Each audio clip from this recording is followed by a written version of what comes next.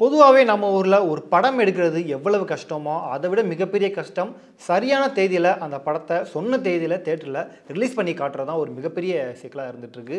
இப்ப இது 2025 ஆரம்பத்துல இருந்து அந்த சிக்கல் நெறைய படங்களுக்கு தொடர்ந்துட்டு இருக்கு. அத தான் இப்ப நம்ம பார்க்க போறோம்.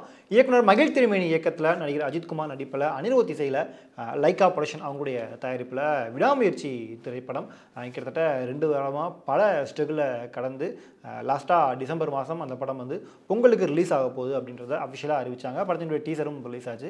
ஸோ எல்லாருக்குமே ஒரு ஹோப் கிடைச்சது. ஏன்னா 2 வருஷமா அஜித் அவருடைய படம் வந்து ரிலீஸ் ஆகாமல் இருந்தது. ஸோ பொங்கலுக்கு இந்த தடவை விடாமுயற்சி ரிலீஸ் ஆக போகுது அப்படின்ற ஒரு சந்தோஷத்தில் அஜித் ரசிகர்கள் இருந்தாங்க. அதே நேரத்தில் ஏற்கனவே குட் பை அகிலியும் பொங்கலுக்கு தான் ரிலீஸ் ஆகுன்னு அறிவிச்சிருந்தாங்க. பட் விடாமுயற்சி பொங்கலுக்கு வரதுனால அவங்க ஏப்ரல் 10ஆம் தேதி குட் பை அகிலி நாங்கள் ரிலீஸ் பண்ணிக்கிறோம் அப்படின்ட்டு அவங்களும் டேட் மாற்றிட்டாங்க.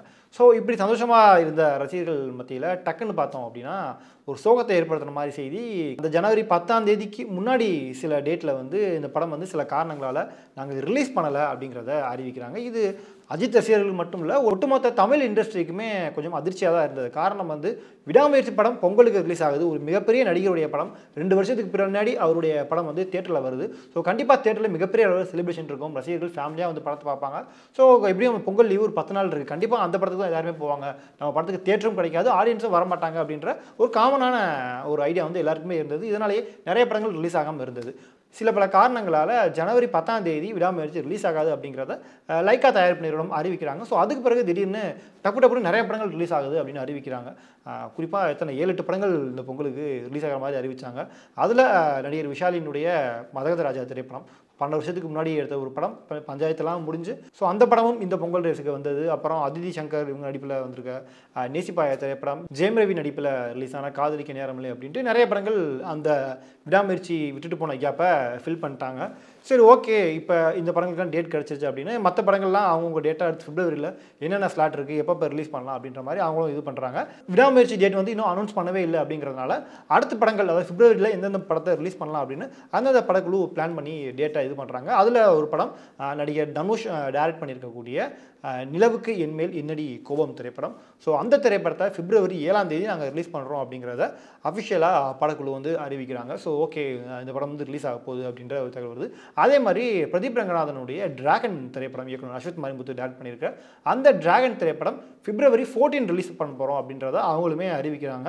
ஸோ ஓகே, பிப்ரவரியில் அடுத்தடுத்து நிறைய படங்கள் வரப்போகுது. அதே மாதிரி பிப்ரவரியில் அதிதி சங்கர் மற்றும் அர்ஜுன் தாஸ் இவங்க நடிப்பில் ஒன்ஸ் மோர் திரைப்படத்தையும் பிப்ரவரி 14 வரப்போகுது. அப்புறம் சுசீந்திரன் டைரக்ஷனில் நிறைய நடிகர்கள் நடிச்சிருக்கக்கூடிய 2K லவ் ஸ்டோரி அந்த ஒரு படமே பிப்ரவரி 14 அப்படின்ட்டு எல்லாருமே பிளான் பண்ணுறாங்க.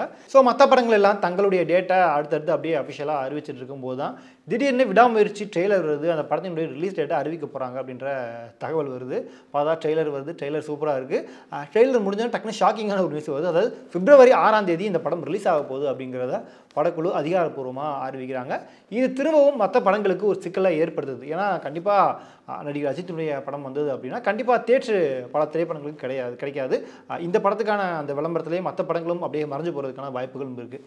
இதனால் திரும்ப எல்லா படங்களுக்கும் பிரச்சனை அப்படின்றதுனால மற்ற படங்களும் தங்களுடைய டேட்டை மாற்றி வைக்கிறாங்க.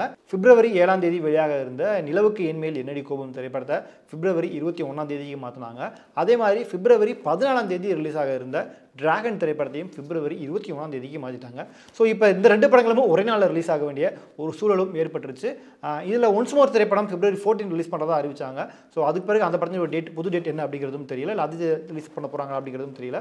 2K லவ் ஸ்டோரி சுசீந்திரன் இயக்கத்தில் அந்த படமும் அந்த டேட்டில் ரிலீஸ் ஆக போகுது. ஸோ இப்போ இது வந்து கோடம்பாக்கத்தில் ஒரு மிகப்பெரிய பேச்சாக பேசப்படுது. ஏன் காரணம் என்ன அப்படின்னு பார்த்தீங்கன்னா, இதுக்கு முன்னாடி விஷால் நடிகர் சங்கத்தை கவனிச்சிட்டு இருக்கும்போது சில வருடங்களுக்கு முன்னாடி கரெக்டாக ப்ராப்பராக பிளான் பண்ணி படத்தை ரிலீஸ் பண்ணிட்டு இருந்தாங்க. ஒரு மாதத்துக்கு இந்த படம் தான், இத்தனை படம் தான் வரணும், அதில் சின்ன படங்களுக்கு இந்த டேட்லாம் இருக்கும் அப்படின்ற மாதிரி ஒரு ஷெட்யூல் பண்ணி இது பண்ணிட்டு இருந்தாங்க. ஆனால் இப்போ இந்த ஒரு கவுன்சிலும் சரி யாருமே அதை கவனிக்க மாட்டாங்க. இஷ்டத்துக்கு எல்லா படத்தையுமே அவங்க பாட்டுக்கு ரிலீஸ் பண்ணுறாங்க. இது வந்து விநியோகஸ்தர்களுக்கு, ப்ரொடியூசருக்கு தான் ஒரு மிகப்பெரிய லாபத்தை தராமல் ஒரு நஷ்டத்தை கொடுக்குது அப்படின்ற விஷயத்த பலரும் முன்வைக்கிறத நம்ம கவனிக்க முடியுது. குறிப்பாக லைக்கா நிறுவனம் வந்து இந்த வெற்றியை மிகப்பெரிய எதிர்பார்த்து காத்துட்ருக்காங்க.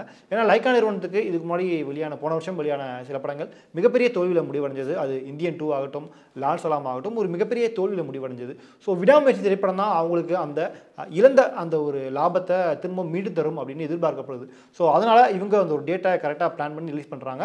பட் மற்ற படங்களுக்கு அது திடீர்னு வர்றதுனால ஒரு சிக்கலையும் ஏற்படுத்துது. நம்ம தெலுங்கு இண்டஸ்ட்ரி எடுத்துக்கிட்டோம்னா அவங்க ப்ராப்பராக அந்த மாதிரி பெரிய படங்கள் எப்போ வருதோ அப்போ மற்ற படங்கள் ரிலீஸ் பண்ணாமல் அதுக்கான ஷெடியூல் பண்ணி கரெக்டாக பண்ணிகிட்டு இருக்காங்க. பட் ஆனால் நம்ம இண்டஸ்ட்ரி அந்த மாதிரி விஷயத்த இப்போ பண்ண தவறிட்டாங்க. அது இன்னும் சரி பண்ணால் நல்லாயிருக்கும் அப்படின்னு எல்லாருடைய கோரிக்கையாகவும் இருக்குது. குறிப்பாக இது விடாமுயற்சி படத்தால் மற்ற படங்கள் வந்து தங்களுடைய ரிலீஸ் தேதியை மாற்றிக்கிட்டே இருக்கிறது வந்து பலருக்கும் ஒரு விதமான அப்செட்டை ஏற்படுத்தியிருக்கு. ஸோ ஃபைனல் டேட்டா இப்போ ரிலீஸ் பண்ணியிருக்காங்க. ஸோ இந்த ரிலீஸ் டேட்டில் கண்டிப்பாக படம் ரிலீஸ் ஆகும் அப்படின்னு நாம் நம்புவோம். ஸோ இந்த ஒரு இஷ்யூ பற்றி நீங்கள் என்ன நினைக்கிறீங்க அப்படின்ற உங்களுடைய கருத்துக்களை மறக்காமல் கீழே கமெண்ட் பண்ணுங்கள்.